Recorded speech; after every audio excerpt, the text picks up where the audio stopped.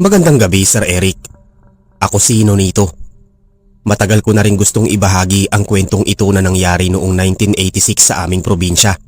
Sa isang liblib na bahagi ng probinsya na matatagpuan sa Luzon. Hindi ko ito malilimutan dahil ito ang unang pagkakataon na nakakita ako ng bagay na hindi maipaliwanag ng siyensya. Sana ay maibahagi mo ito sa iyong mga tagapakinig.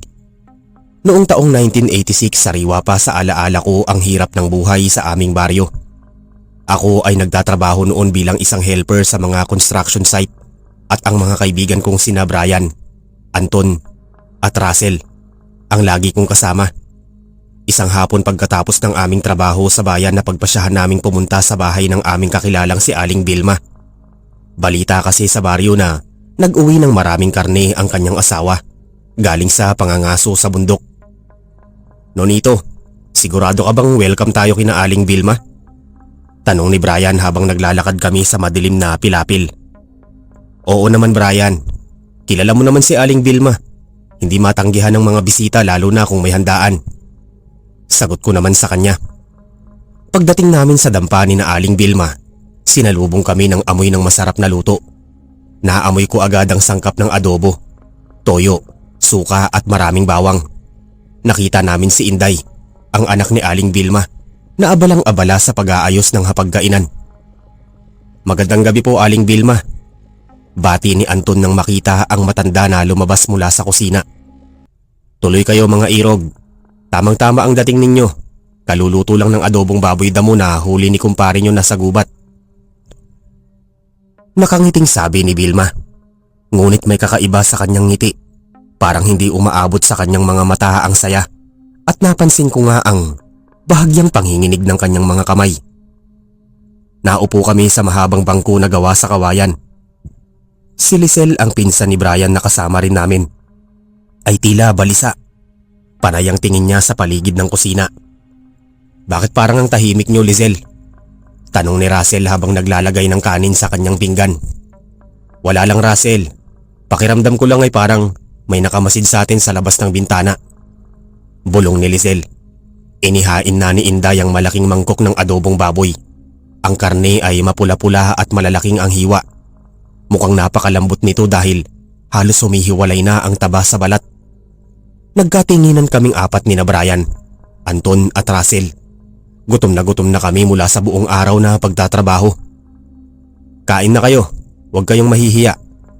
Aya ni Aling Vilma habang nakatayo lang siya sa gilid. Hindi kumukuha ng sariling pagkain. Kukuha na sana si Anton ng isang malaking hiwa nang biglang may naalala si Brian. Teka, nasaan ang pampagana natin? Nonito, di ba may dala kang kalamansi? Naalala ko nga na may pinitas akong ilang butil ng kalamansi sa bakuran namin bago umalis. Sabi kasi ng lolo ko noon, ang kalamansi ay hindi lang pampaasim, kundi mabisang panlabas ng tunay na lasa ng pagkain. At ayon sa matatanda, mabisang panlaban din ito sa mga hindi maipaliwanag na nilalang. Eto Brian, sabi ko sabay abot ng 4 na pirasong kalamansi.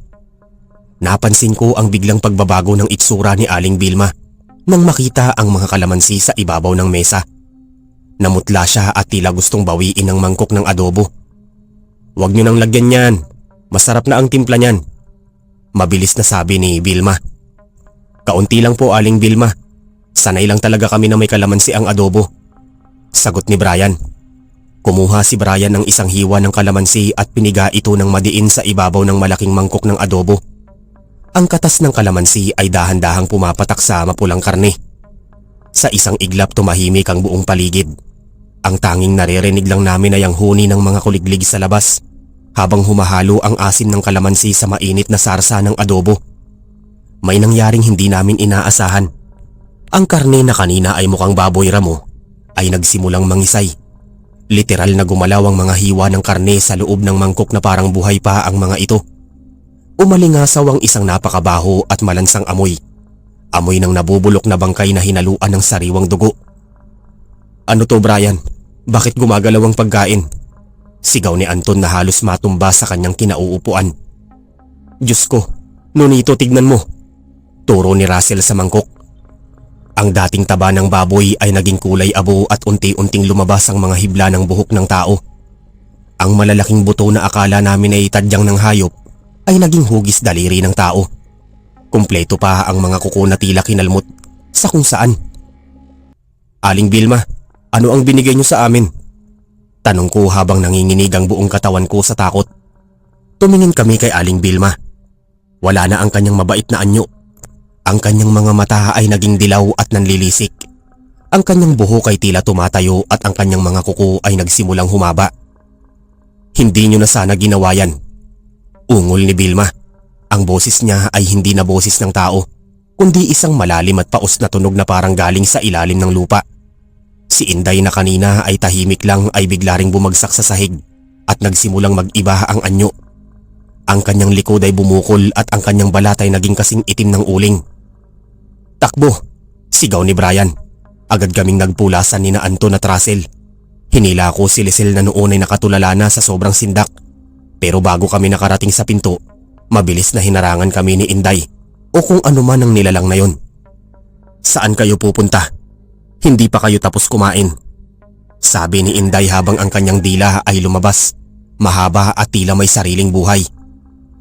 Lumayo ka sa amin, sigaw ni Russell, sabay hagis ng isang silya sa nilalang, pero madali itong nailagan ni Inday. Brian, ang kalamansi, ihagis mo ang natitirang kalamansi. Utos ko kay Brian. Mabilis na kinuha ni Brian ang 2 pang butil ng kalamansi sa mesa at ipinatama ito sa braso ni Inday.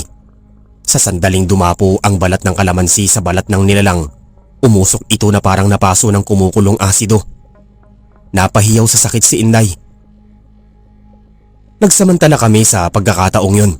Nagtutulong-tulong kaming 4 ni na Anton, Brian at Russell na itulak ang mabigat na pinto ng kusina. Paglabas namin sa bakuran hindi kami lumingon. Takbo kami ng takbo sa gitna ng kadiliman. Suot ang aming mga tsinelas na halos maputol na sa bilis ng aming paghakbang. Dito tayo sa sapa, Nonito. Alam ko ang daan pabalik sa baryo. Sigaw ni Anton habang hinihingal. Habang tumatakbo kami naririnig namin ang malalakas na kalabog sa itaas ng mga puno. Alam naming sinusundan kami ni Aling Vilma. Ang tunog ng kanyang mga kuko na kumakamot sa mga sanga ng puno ay nagpapatayo ng balahibo ko. Lisel, bilisan mo. Aya ni Brian sa kanyang pinsan. Hindi ko na kaya, Brian. Pagod na ako. Naiiyak na sagot ni Lisel. Tumigil kami sandali sa ilalim ng isang malaking puno ng balete para huminga. Madilim na. Tanging ang liwanag lang ng buwan ang nagbibigay sa amin ng kaunting anino ng paligid. Makinig kayo, bulong ni Russell. Tumahimik kaming lahat. Sa itaas namin may narinig kaming parang malaking ibon na nagpapagpag ng pakpak. Pero alam namin na hindi yun ibon. Ang tunog ay tila tela na hinahampas sa hangin.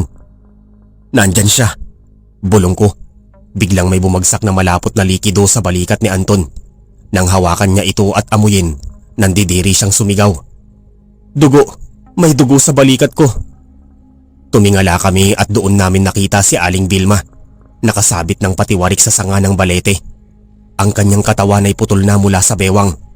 Ang kanyang mga bituka ay nakalaylay at gumagalaw-galaw na parang mga ahas. Sabi ko sa inyo, masarap ang luto ko. Sabi ni Vilma habang tumutulo ang laway na may kasamang dugo mula sa kanyang bibig. Anton, iwas! Sigaw ni Brian nang biglang bumaba ang kalahating katawan ni Vilma para sunggaban si Anton. Mabilis kaming nakaiwas pero nahablot ni Vilma ang damit ni Anton.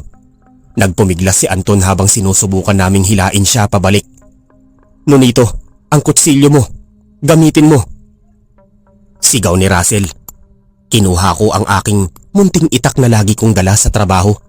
Pero bago ko pa man ito maiwas-iwas, naaalala ko ang huling butil ng kalamansi na nasa bulsa ko.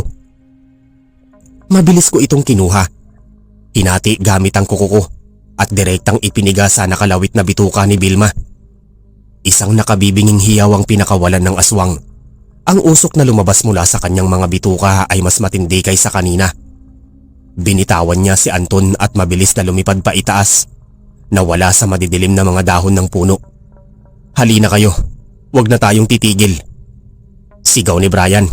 Nagpatuloy kami sa pagtakbo hanggang sa marating namin ang bukana ng baryo, kung saan may mga ilaw na mula sa mga bahay ng mga kapitbahay. Huminto kami sa tapat ng bahay ng aming kapitan. Pawis na pawis, nanginginig at halos hindi makapagsalita. Pumasok kami sa loob at agad kaming tinanong ni kapitan bago pa man kami makahingi ng tubig. Ano ang nangyari sa inyo? Bakit para kayong nakakita ng multo? Tanong ni kapitan. Kapitan, si Aling Vilma, ang adobo. Hindi matapos ni Anton ang kanyang sasabihin dahil sa sobrang pagod. Ikinuwento namin ang lahat. Noong una ay parang hindi naniniwala ang kapitan, pero nang makita niya ang mga kalmot sa likod ni Anton at ang amoy ng malansang dugo sa aming mga damit, nagbago ang kanyang ekspresyon. Sabi ko na nga ba, matagal na kaming may duda sa pamilyang yan, pero wala kaming ebidensya. Sabi ni kapitan habang kinukuha ang kanyang baril. Kinaumagahan kasama ang ilang mga lalaki sa baryo na may dalang mga sulo at itak. Pinuntahan namin ang bahay ni na Aling Vilma. Pero pagdating namin doon wala na ang bahay. Ang tanging natira ay isang abandonadong dampa na tila ilang dekada nang hindi natitirhan. Ang mga gamit sa loob ay puno ng agiw at ang mesa kung saan kami naupo kagabi ay nabubulok na kahoy na lang. Ngunit sa gitna ng mesa may nakita kaming isang bagay na nagpakilabot sa aming lahat. Isang mangkok ng adobo, pero hindi ito pagkain. Puno ito ng mga uod, buhok ng tao at mga kuko. At sa tabi nito ang mga balat ng kalamansi na piniga ni Brian. Sariwa pa rin ang mga ito, tila nagpapaalala sa amin na hindi pa naginip ang nangyari kagabi.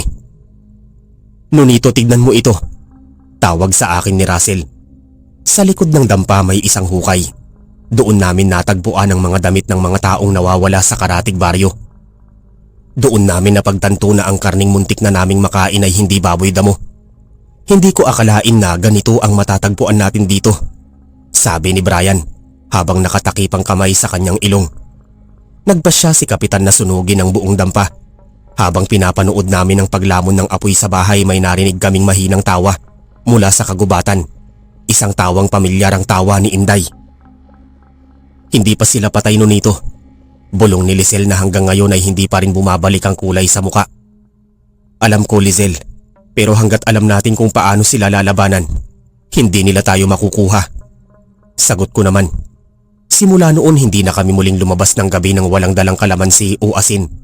Ang karanasang yun noong 1986 ang nagturo sa amin na sa likod ng mabuting pakikitungo ng ilang tao, may nakatagong dilim na naghihintay lang ng pagkakataong lumabas. Lumipas ang ilang buwan ngunit ang takot ay hindi pa rin nawawala sa aming baryo. Tuwing sasapit ang gabi, ang bawat pinto at bintana ay mahigpit na nakasara. Sinasabing may nakikita pa rin kalahating katawan na lumilipad sa itaas ng mga bukid, naghahanap ng susunod na mabibiktima. Isang gabi habang naglalakad ako pa uwi galing sa tindahan, nakita ko si Anton na nakatayo sa ilalim ng poste ng ilaw. Mukha siyang malalim ang iniisip. Bakit ka nandito, Anton? Gabi na, delikado pa. Tanong ko sa kanya. Nonito, nananaginip pa rin ako tungkol sa gabing yun. Naririnig ko pa rin ang boses ni Aling Vilma. Sabi ni Anton nang hindi tumitingin sa akin. Huwag mo nang isipin yun. Tapos na yun. Pagpapatatag ko sa kanya kahit ako mismo ay natatakot pa rin. Pero nonito, may hindi ako nasabi sa inyo noon. Dahan-dahang humarap sa akin si Anton. Noong nasa kusina tayo bago pa ninyo pigaan ng kalamansi ang adobo, nakakuha ako ng isang maliit na piraso at nalunok ko na. Napatigil ako. Nanlamig ang buong katawan ko sa narinig ko. Anong sabi mo, Anton? Nalunok ko na yung karne bago pa lumabas ang tunay na anyo nito. Ulit ni Anton. Sa pagkakataong ito tumingin siya sa akin. At nakita ko ang bahagyang paninilaw ng kanyang mga mata sa ilalim ng madilim na kalsada. Hindi ko alam ang sasabihin. Hindi ko alam kung si Anton pa ba ang kausap ko o ang unti-unti nang namumuong halimaw sa loob niya. Nonito, bakit ka tumatayo riyan? Tara na, baka hinihintay na tayo ni na Brian. Aya ni Anton pero ang kanyang boses ay parang may halong kalantong ng mga buto. Dahan-dahan akong lumayo sa kanya, habang ang kamay ko ay dahan-dahang kinakapa ang bulsa ko kung saan laging may dala akong kalamansi. Napatigil ako sa paglalakad, Sir Eric. Ang lamig na gumagapang sa likuran ko ay hindi dahil sa simoy ng hangin ng gabi, kundi dahil sa titig ni Anton. Ang dati niyang masayahing mukha ay parang unti-unting lumuluwag ang balat at parang may kung anong gustong kumawala mula sa loob niya. Anton, mauna ka na. May nakalimutan lang ako sa tindahan. Pilit kong pinapakalma ang boses ko. Nakalimutan? O natatakot ka sa akin, Nonito? Tanong ni Anton. Ngumiti siya pero ang ngiti niya ay masyadong malapad. Halos umabot na sa kanyang mga tenga. Sa ilalim ng bumbilya ng poste kitang kita ko ang kanyang mga ngipin. Tila nagiging matulis ang mga ito. Hindi ko na hinintay na sumagot pa siya. Mabilis akong tumalikod at naglakad ng mabilis pabalik sa direksyon ni na Brian. Kailangan kong malaman ni na Russell at Brian ang tungkol dito. Kung nakakain si Anton ng karning yun, hindi na siya ang Anton na kilala namin. Sabi ng lolo ko noon kapag ang tao ay nakatikim ng subo mula sa isang aswang, unti-unti itong magbabago hanggang sa maging kauri na rin nila. Pagdating ko sa bahay ni Brian, nandoon din si Russell.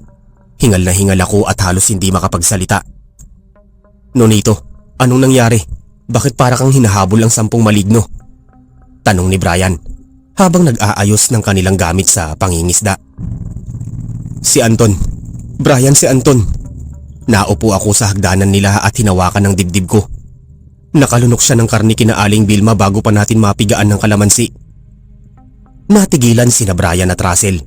Binitawan ni Russell ang dala niyang lambat. Sigurado ka ba dyan? Kaya ba siya naging kakaiba nitong mga nakaraang araw? Nakita ko ang mga mata niya kanina sa kalsada, Russell.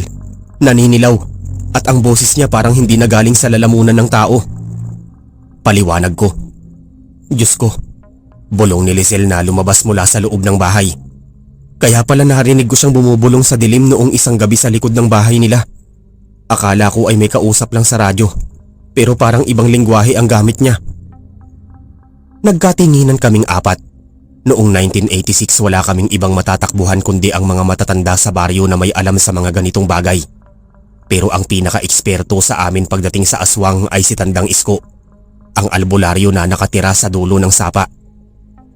Kailangan nating puntahan si Tandang Isko ngayon din, sabi ni Brian. Hindi pwedeng patagalin ito.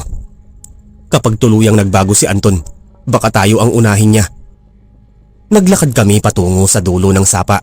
Bitbit namin ang mga sulo at syempre, hindi mawawala ang mga kalamansi sa bulsa ko. Habang naglalakad sa madilim na bahagi ng gubat, nararamdaman naming may sumusunod sa amin.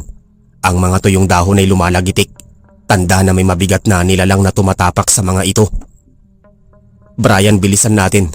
Nararamdaman ko siya. Bulong ni Russell habang mahigpit ang hawak sa kanyang itak. Pagdating namin sa kubo ni Tandang Isko, tila inaasahan na niya kami. Nakaupo siya sa kanyang tumba-tumba, humihit-hit ng tabako at may nakahandang isang mangkok ng tubig na may halong iba't ibang ugat ng dahon. Huli na ba kami, Tandang Isko? Tanong ko pagpasok namin. Tinignan kami ni Tandang Isko ng malalim.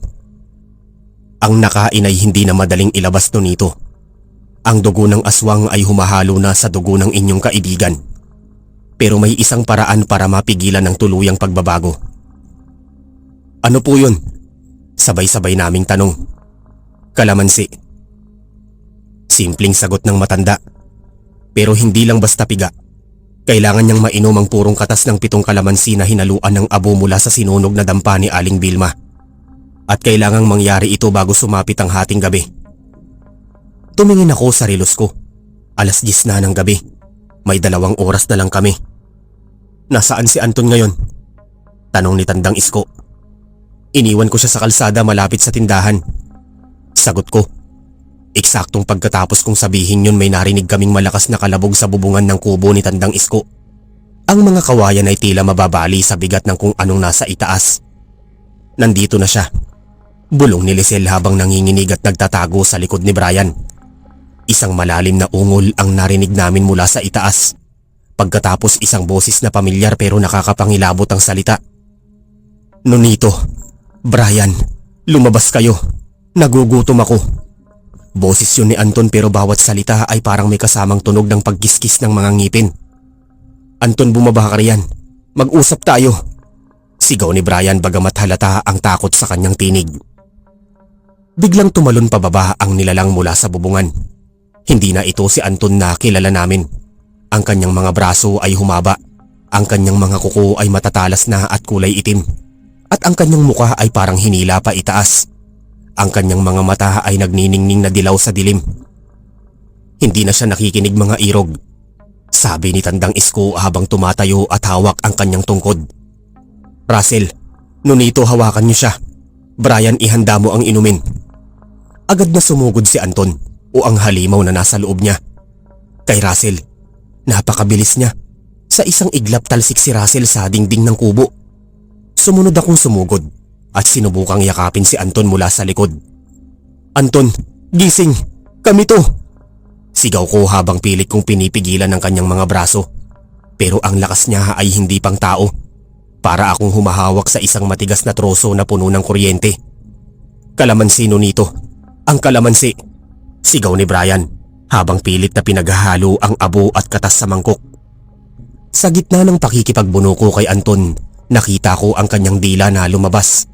Mahaba, magaspang at tila may mga maliliit na tinik. Sinubukan niyang kagatin ang liig ko pero mabilis kong naipasok ang kamay ko sa bulsa ko at kumuha ng isang buong kalamansi.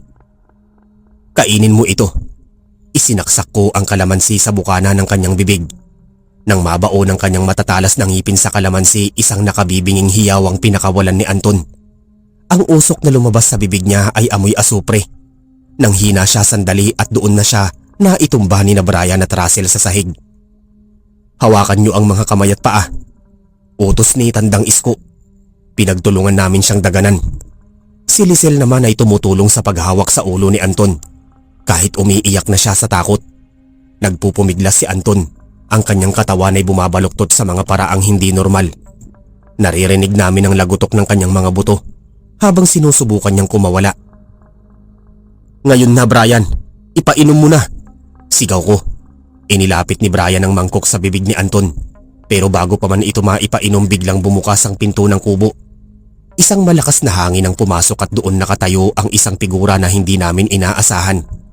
Si Vilma, ang aswang na akala namin ay naitaboy na namin noong isang gabi. Pero sa pagkakataong ito, hindi siya lumilipad.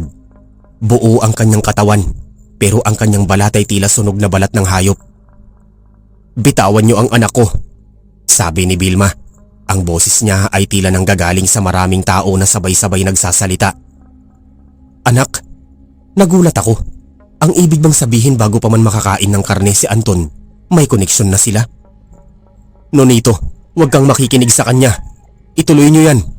Sigaw ni Tandang Isko habang iwinawasiwas ang kanyang tungkod na may mga nakasabit na agimat. Sumugod si Vilma sa loob ng kubo. Sa sobrang lakas ng hangin na dala niya, tumalsik si Brian at natapon ng kalahati ng laman ng mangkok. Hindi, sigaw ni Brian habang hinahabol ang natitirang likido sa mangkok. Naging magulo ang loob ng kubo. Habang pinipigilan namin si Anton na nagwawala, kailangang harapin ni Tandang Isko si Vilma. Ang matanda ay nagwiwisik ng asin at binabasbasa ng paligid ng mga dasal sa Latin. Pero si Vilma ay tila mas lalong nagagalit.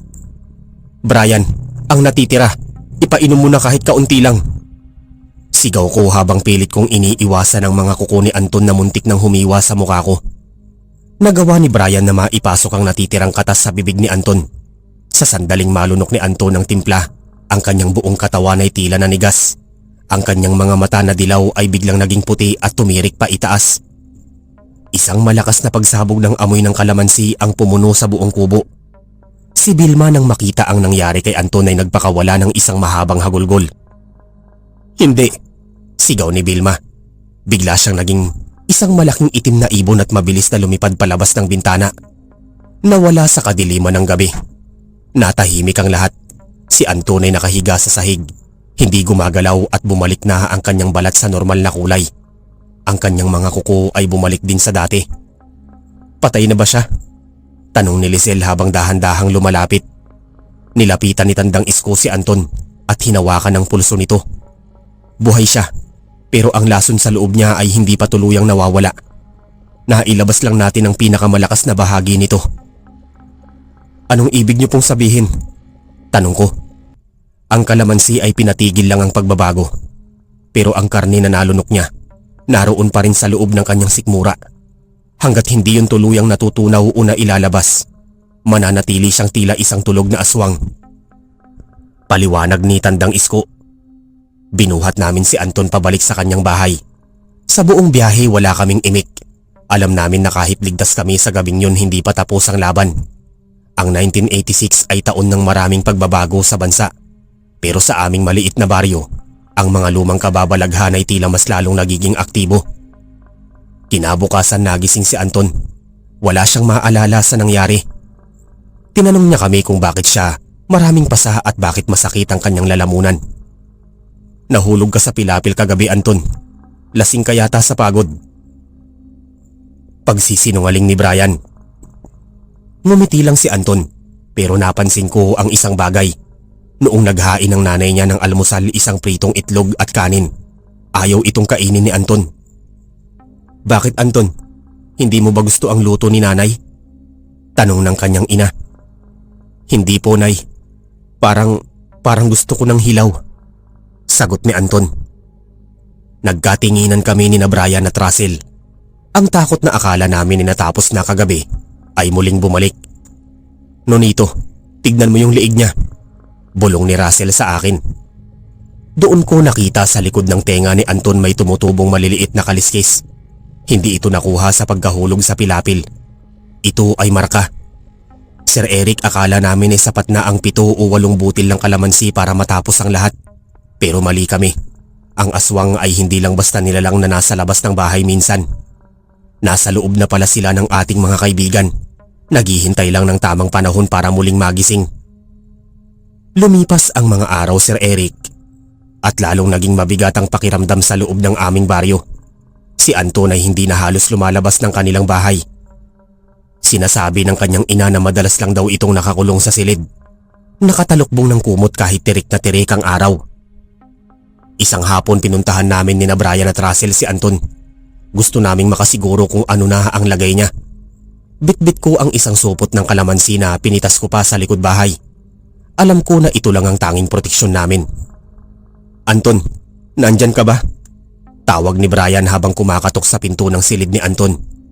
Walang sumasagot pero mula sa loob may naririnig kaming parang kumakaluskos. Parang may kung anong hayop na kinakalmot ang sahig na kawayan. Dahil hindi sumasagot, dahan-dahang itinutulak ni Brian ang pinto. Hindi ito nakatrangka. Ang bumungad sa amin ay isang madilim na silid. Amoy malansa. Yung amoy na katulad noong sa adobo ni na Aling Vilma. Nakita namin si Anton na nakaupo sa sulok, nakatalikod sa amin. Ang kanyang mga balikat ay tila lumapad at ang kanyang likuran ay nakakuba. Anton, kaibigan, kumusta ka na? Tanong ni Russell. Dahan-dahang lumingon si Anton. Nanlambot ang mga tuhod ko sa nakita ko. Ang kanyang balat ay tila nagiging tuyo at kulay abo. Ang mga kaliskis sa likod ng kanyang tenga ay kumalat na hanggang sa kanyang pisngi. At ang pinaka nakakatakot, ang kanyang mga mata. Wala na itong puti. Puro itim na lang na may nanlilisik na dilaw sa gitna. Gutom nito. Gutom na gutom ako. Sabi ni Anton. Ang boses niya ay parang 2 bato na pinagkikiskis. Kailangan mong kumain, Anton. Eto, nagdala kami ng pandesal. Sabi ni Brian bagaman alam naming hindi pandesal ang hinahanap niya. Biglang tumayo si Anton sa isang iglap. Ang bilis ng galaw niya ay hindi normal. Tumalon siya sa kisame at doon kumapit na parang butiki. Nakatingin siya sa amin mula sa itaas. Tumutulo ang malapot na laway sa sahig. Hindi yan ang gusto ko. Gusto ko ng sariwa. Gusto ko ng mainit na dugo. Ungol ni Anton. Russell, ang kalamansi. Sigaw ko. Kumuha ako ng 2 butil at mabilis na hinati ito. Pero bago pa man maibato, biglang may malakas na kalabog sa bintana ng silid. Isang malaking itim na pusa ang tumalon papasok. Pero hindi ito ordinaryong pusa. Ang laki nito ay kasing laki ng aso at ang mga mata nito ay katulad ng kay Vilma. Nandito na ang sundo niya. Bulong ni Russell habang inihahanda ang kanyang itak. Ang itim na pusa ay nag-iba ng anyo sa harap namin. Naging isang babae. Si Inday, ang anak ni Aling Vilma. Nakangisi siya sa amin. Ang kanyang mga ngipin ay puno ng dugo. Marahil ay galing sa alagang manok sa labas. Hayaan niyo na siya. Kauri na namin si Anton. Ang dugong nananalaytay sa kanya ay dugo na ng aming lahi. Sabi ni Inday habang hinahaplos ang binti ni Anton na nakasabit pa rin sa kisame. Hindi kami papayag. Kaibigan namin si Anton. Sigaw ni Brian. Kaibigan? Tignan niyo siya. Sa tingin niyo ba ay kilala pa kayo ng halimaw na yan? Turo ni Inday kay Anton. Tumingin si Anton sa amin. Sa isang sandali parang nakita ko ang takot sa kanyang mga mata. Ang tunay na Anton na humihingi ng tulong, pero mabilis itong napalitan ng bangis. Sumigaw si Anton, isang hiyaw na hindi galing sa tao, at sumugod siya sa direksyon ni Brian. Mabilis kong naipiga ang kalamansi sa sahig na dadaanan ni Anton.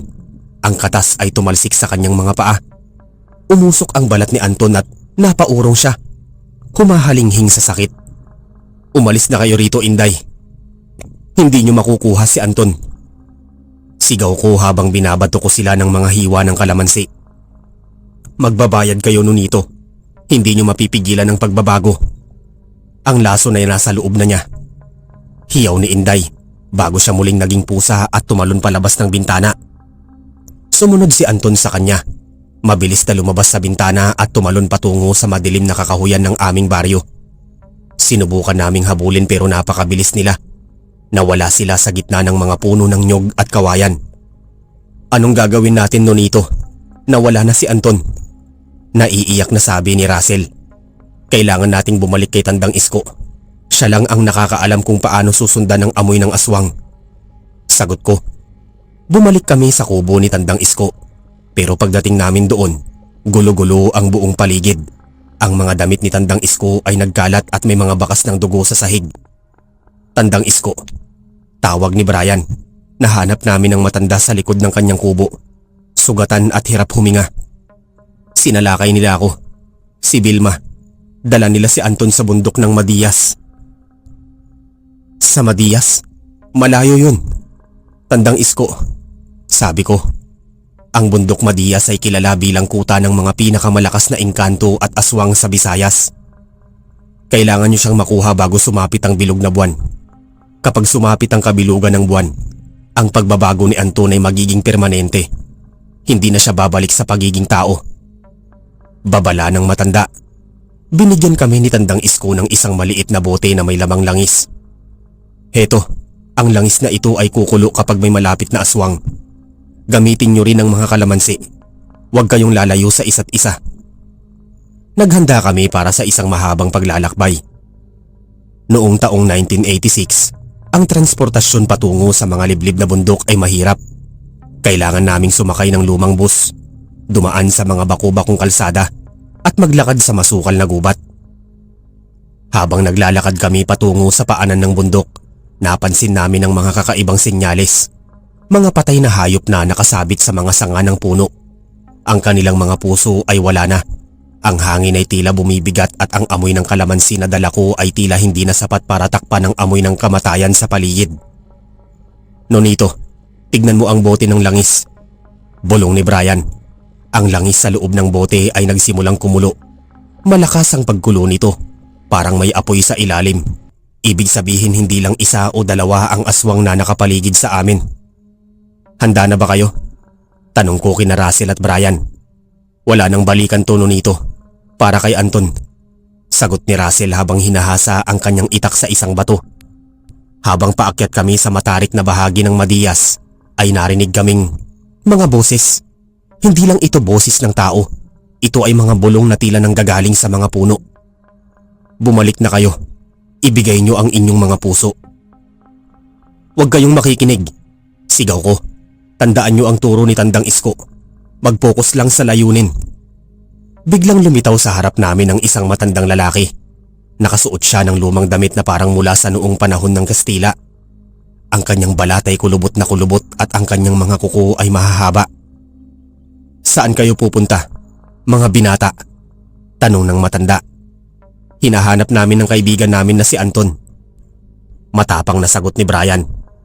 Tumawa ang matanda. Isang tawa na parang tuyong dahon na nayurakan.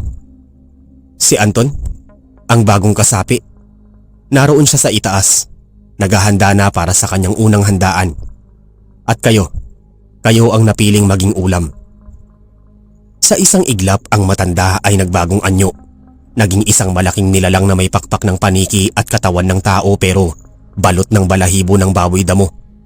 Isa itong manananggal na lalaki. Isang bihirang uri na sinasabing pinakamabangis sa lahat. "Brian, Russell sa likod ko!" Sigaw ko habang binubuksan ang supot ng kalamansi. Pero bago ko pa man maibato ang kalamansi, may mga kamay na lumabas mula sa ilalim ng lupa at hinawakan ng aming mga paa. Mga kamay na buto-buto na at tila galing sa mga bangkay. "Hindi nyo kami matatalo ng kalamansi lang dito sa aming teritoryo." Hiyaw ng nilalang habang bumibuelo para sumugod. "Nonito ang langis. Ibuhos mo ang langis sa kalamansi." Sigaw ni Russell. Ginawa ko ang sinabi ni Russell. Binuhusan ko ng langis si Tandang Isko ang mga hiwa ng kalamansi at ibinato ito sa nilalang. Nang tumama ang pinagpalang kalamansi sa balat ng halimaw, hindi lang ito umusok. Ito ay nagliyab ng asul na apoy. Napahiyaw ang nilalang at yumanig sa buong bundok. Dahil sa gulo, nakawala kami sa mga kamay na nakahawak sa aming mga paa. Nagpatuloy kami sa pag-akyat kahit pagod na kami. Sa tuktok ng bundok nakita namin ang isang malaking kuweba. Sa labas ng kuweba nakita namin si Aling Vilma, si Inday at ang isang figura na nakatali sa isang malaking krus na gawa sa kahoy ng balete. Si Anton. Pero hindi na siya nagpupumiglas. Ang kanyang buong katawan ay tila natatakpan na ng makapal na kaliskis at ang kanyang mga kuko ay kasing haba na ng isang agila. Ang bilog na buwan ay unti-unti nang sumisikat sa likod ng bundok. "Huli na kayo, Nonito," nakangising sabi ni Aling Vilma. Sa pagtama ng liwanag ng buwan sa kanyang noo, tuluyan na siyang magiging isa sa amin. At ang unang dugo ng kanyang iinumin ay ang dugo ninyong kanyang mga dating kaibigan. "Hindi kami papayag, Vilma," sigaw ni Brian habang inilalabas ang kanyang itak. "Sugod," utos ko. Nagkaroon ng malaking labanan sa tuktok ng bundok Madias. Kami ni na Brian at Russell laban sa mga aswang na pinamumunuan ni Vilma. Ang bawat piga ng kalamansi ay nagbibigay sa amin ng pagkakataon. Pero mas marami sila. Si Inday ay mabilis na gumagalaw. Pabalik-balik sa pagiging pusa at tao, kinakalmot ang aming mga braso at binti. "Nonito, si Anton. Abutin mo si Anton," sigaw ni Russell habang pinipigilan niya si Inday gamit ang kanyang itak. Tumakbo ako patungo kay Anton. Bitbit ko ang huling piraso ng kalamansi, ang pinakamalaki at pinakasariwa. Kailangan kong maipakain ito sa kanya bago tumama ang liwanag ng buwan. Tumingin sa akin si Anton. Wala na ang pagkilala sa kanyang mga mata. Sinubukan niyang kagatin ang kamay ko pero bago pa siya makakagat, nakita ko ang liwanag ng buwan na dahan-dahang gumagapang patungo sa kanyang noo. Ilang segundo na lang. Sir Eric, sa sandaling yon hindi ko alam kung mababawi pa namin ang kaibigan namin. Ang kalamansi ba na pampasarap sa adobo ay sapat na para hugasan ang kasalanang nalunok na ni Anton? O ito na ang magiging huling pagkikita namin? "Anton, maawa ka sa sarili mo. Sino nito to?" sigaw ko habang pilit kong iniiwasan ang matatalas niyang kuko. Halos isang dangkal na lang at tatama na ang liwanag ng buwan sa noo niya. Sa ibaba naririnig ko ang hiyaw ni na Russell at Brian. "Nonito, bilisan mo. Hindi na namin sila kaya." Paglingon ko nakita kong duguan na si na Russell dahil sa kalmot ni Inday, habang si Brian naman ay pilit na hinaharangan ng pagsugod ni Aling Vilma gamit ang natitirang asin at itak. Wala na akong ibang pagpipilian. Kinagat ko ang balat ng huling kalamansi para bumuka ito at agad kong isinuwalngal sa bibig ni Anton. Kasabay nito ang pagtama ng puting liwanag ng buwan sa kanyang muka. Isang nakakangilong tunog, tunog ng nababasag na buto at kumukulong laman, ang umalingaw-ngaw sa buong bundok Madias. Si Anton ay napaungol lang napakalakas. Isang boses na hindi mo malaman kung sa tao o sa hayop. Ang mga kaliskis sa kanyang balat ay nagsimulang matuklap at maging abo. Ang itim sa kanyang mga mata ay dahan-dahang napalitan ng pamilyar na kulay. Kulay kape na dati naming nakikita. Napasigaw si Aling Vilma nang makitang bumibigay ang sumpa kay Anton. Susugod sana siya sa akin pero mabilis siyang hinarangan ni Tandang Isko na biglang lumitaw sa bukana ng kuweba. Kahit sugatan at hirap maglakad. "Tapos na ang paghahari niyo, Vilma," sigaw ni Tandang Isko sabay sabog ng isang mahiwagang pulbos na nagliyab pagtama sa hangin. Dahil sa takot sa apoy at sa panghihina ni Anton, mabilis na lumipad palayo si Aling Vilma at si Inday nagbagong anyo silang dalawang malaking ibon at nawala sa gitna ng madilim na kakahuyan. Naiwan kaming hingal na hingal, sugatan at nanginginig sa takot. Dahan-dahang bumagsak si Anton mula sa krus. Sinalo namin siya ni na Brian at Russell. Wala na ang mga kuko niya. Wala na ang mga kaliskis pero sobrang putla niya at halos hindi makahinga. Nonito, Brian, Russell, salamat. Mahinang bulong ni Anton bago siya tuluyang nawalan ng malay. Dinala namin si Anton pababa ng bundok. Sa tulong ni Tandang Isko, ginamot ang kanyang mga sugat gamit ang mga halamang gamot at patuloy na pagpapainom ng katas ng kalamansi sa loob ng 7 araw. Sabi ni Tandang Isko, mapalad si Anton dahil hindi pa tuluyang nanunuot sa kanyang kaluluwa ang karning nakain niya. Ang asim ng kalamansi ang nagsilbing panghugas sa dumi na pumasok sa kanyang katawan. Lumipas ang mga buwan, bumalik kami sa aming baryo pero hindi na kami ang dati. Si Anton ay naging tahimik at laging may dalang rosaryo at isang hiwa ng kalamansi sa kanyang bulsa. Si Brian naman ay hindi na kailanman tumingin sa kahit anong putahe ng adobo, kahit gaano pa ito kasarap amuyin. Si Russell at ako madalas kaming magbantay sa gabi. Tinitiyak na walang kakaibang anino na dadaan sa aming mga bakuran. Isang gabi habang nagkakape kami sa beranda ni Brian, biglang nagtanong si Anton. Nonito, sa tingin mo ba nahanap na ni na Aling Vilma ang susunod nilang bibiktimahin? Tumingin ako sa malayo, sa madilim na bahagi ng gubat kung saan tila may mga matang nagniningning. Sigurado ako, Anton, ang mga katulad nila ay hindi nawawala. Naghihintay lang sila ng pagkakataon, ng mga taong hindi nag-iingat at ng mga taong nakakalimot sa mga lumang babala. Kinuha ko ang isang butil ng kalamansi sa mesa at piniga ito sa aking kape. Ang pait at asim nito ay nagsilbing paalala na sa mundong ito, hindi lahat ng masarap ay ligtas. Hindi lahat ng tao ay tao. Basta tandaan nyo, sabi ni Brian. Habang nakatingin sa aming lahat, wag na wag kayong kakain ng adobo sa hindi nyo kilala. At higit sa lahat, wag nyo kailanman kakalimutan ng dalang kalamansi. Nagkatinginan kaming apat. Sa gitna ng dilim ng gabi noong 1986, alam naming ligtas na kami sa ngayon. Pero ang bawat huni ng tiktik sa malayo ay nagpapaalala sa amin na ang kwento ng aswang ay hindi natatapos sa isang gabi lang. Ito ay kwentong laging magpapatuloy hanggat may mga liblib na bahagi pa sa Pilipinas na hindi na aabot ng liwanag. Dito na nagtatapos ang aking ibinahaging karanasan, Sir Eric. Isang aral na hanggang ngayon, sa paglipas ng maraming taon ay dala-dala ko pa rin. Salamat sa pakikinig sa aking kwento.